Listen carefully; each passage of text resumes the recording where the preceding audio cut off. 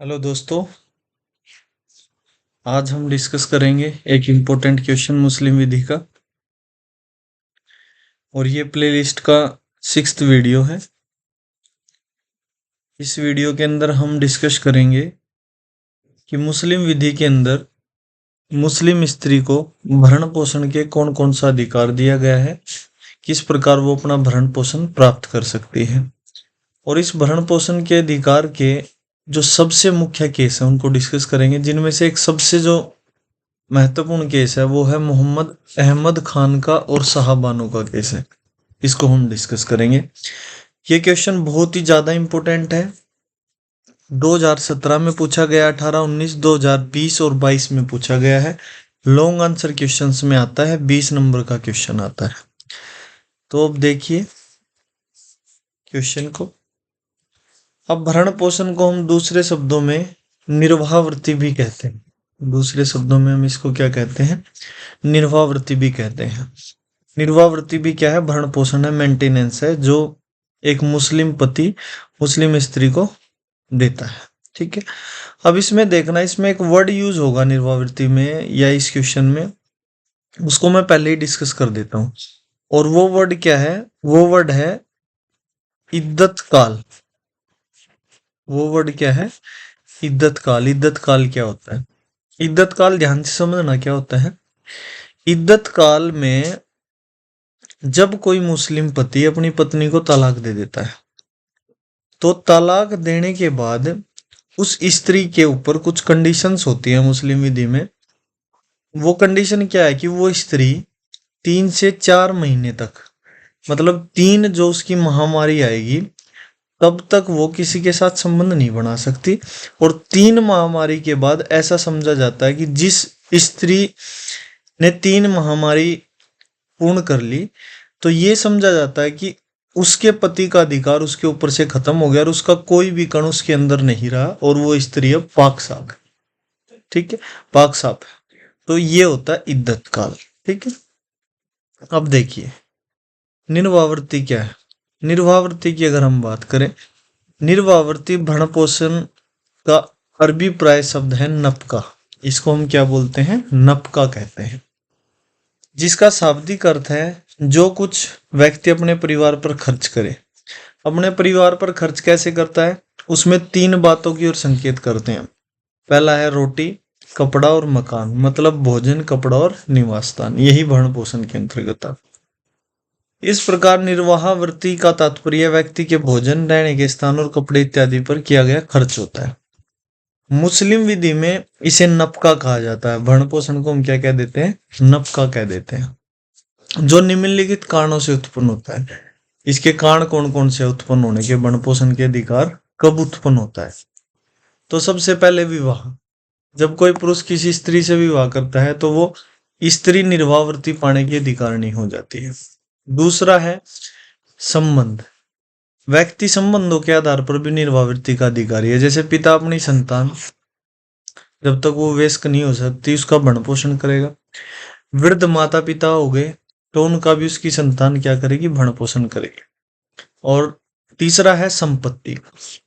संपत्ति के आधार पर भी व्यक्ति निर्वाहवृत्ति पाने का अधिकारी होता है। जैसे कोई व्यक्ति अपनी संपत्ति किसी व्यक्ति को दे दे तो वह उसका भरण पोषण जीवन भर करेगा। मान लो कि मैंने अपनी संपत्ति किसी ऐसे व्यक्ति को दे दी जिसके पास कुछ नहीं था, तो उसकी जिम्मेदारी हो जाती है, उसने मेरी संपत्ति ली है तो वो मेरा सेवा भी करेगा, वो मेरा भरण पोषण भी करेगा। तो तीसरा था आपका संपत्ति।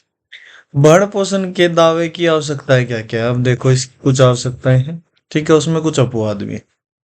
वो आवश्यकता क्या क्या है? देखो, भरण पोषण के दावे के लिए सामान्य नियम तो यह है कि इसे पाने के लिए केवल वही व्यक्ति हकदार होता है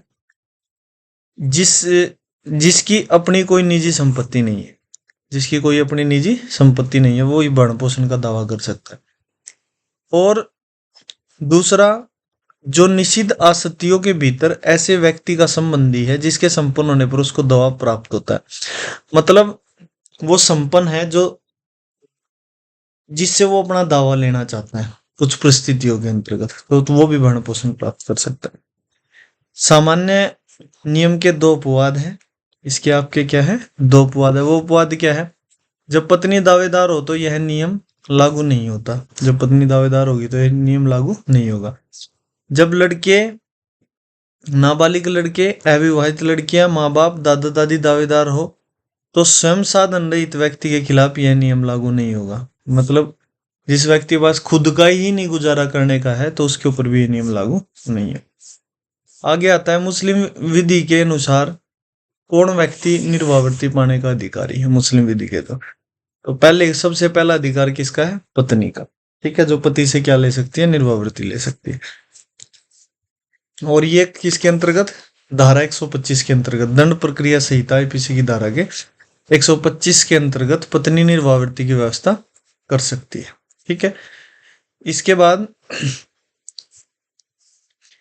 इद्दत काल में निर्वावर्ती। इद्दत काल मैंने बताया वो 3-4 महामारी का मुस्लिम विधि में रखा गया है।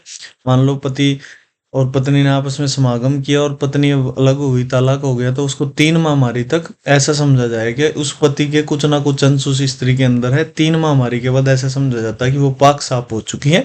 अब उसके साथ, उस पुरुष के साथ उसका कोई संबंध नहीं है, वो दूसरी शादी भी कर सकती है और वो पाक साफ हो चुकी है। मुस्लिम विधि के अनुसार निम्नलिखित अवस्था में इद्दत काल में निर्वावर्ती पाने की अधिकारिणी हो सकती है स्त्री। देखिए, जब पति ने समागम के पश्चात विवाह, पहले समागम हो गया फिर विवाह विच्छेद हुआ, मतलब दोनों ने संबंध बना लिया उसके बाद विवाह विच्छेद किया। दूसरा, जब पत्नी ने समागम से पहले ही तलाक दिया गया, जब पत्नी को समागम से पहले ही उसको तलाक दे दिया गया। तीसरा, जब पत्नी बालिग हो और उसका पति नाबालिग हो तो वह समागम करने में असमर्थ। ठीक है, ये है आपकी इद्दत काल के लिए। अब निर्वावर्ती की समाप्ति कब हो सकती है? कब पत्नी को निर्वावर्ती का जो अधिकार है वो समाप्त हो जाएगा? कब हो जाएगा? जब वह अपने पति के साथ बिना किसी उचित कारण के सहवास करने से मना करते, मतलब वो आपस में संबंध ना बनाए, पति को मना करते। जब वह पति के उचित आदेशों का पालन ना करे, जब वह पति के साथ बिना उचित कारण के रहने से इनकार कर दे, जब वह किसी अन्य पुरुष के साथ भाग जाए, जब उसको कारावास हो जाए, जब पत्नी नाबालिग हो जिसके कारण विवाह समागम ना हो पाए, जब पति दूसरा विवाह करने पर पति को छोड़ने का अनुबंध करे। ठीक है, ऐसी स्थिति में उसके अधिकार समाप्त हो जाते हैं। आगे आता है छोटे बच्चे, अविवाहित पुत्रियां। अगर बच्चे छोटे हैं तो अविवाहित पुत्री को भी पिता को भरण पोषण देने का अधिकार कुछ परिस्थितियों में होता है। और जैसे देखिए, उदाहरण दिया गया है, लड़की की मां को तलाक दे दिया गया है, पिता ने दूसरी स्त्री से विवाह कर लिया है, पिता ने लड़की से अपने मकान में रहने का प्रस्ताव नहीं किया, बाद में वह पागल हो गई, ये परिस्थिति लड़की को अलग भरण पोषण करने के आधार पर उचित समझी जाएगी। ऐसी परिस्थिति में उस लड़की को पिता की तरफ से भरण पोषण दिया जा सकता है अगर वो पागल हो। अब इसमें एक केस दिया गया है बाय बनाम इस्माइल अहमद, ये एक केस है। ठीक है, माँ का दायित्व। माँ का दायित्व क्या है? देखिए, यदि पिता अशक्त या कमजोर हो गया तो माँ भरण पोषण करेगी। अगर माँ की परिस्थिति ठीक नहीं है तो पिता के माता पिता मतलब दादा दादी उन परिस्थितियों में उसका भरण पोषण करेंगे। तीसरा है बालिग बच्चे।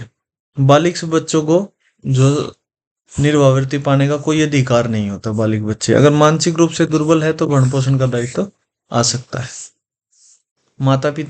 माता पिता अगर वृद्ध और कमजोर हो गए हैं तो उनको भरण पोषण पाने का अधिकार है, उसकी संतान उसको भरण पोषण देगी। महाजनक, मान लो दादा दादी गरीब हैं और जीवन निर्वाह करने का उचित साधन न हो तो भरण पोषण की जिम्मेदारी उसके पुत्र और पोत्री पर बंधनकारी हो जाती है। जो उसके पुत्र और पोत्री है उनका पालन पोषण करेंगे, भरण पोषण करेंगे।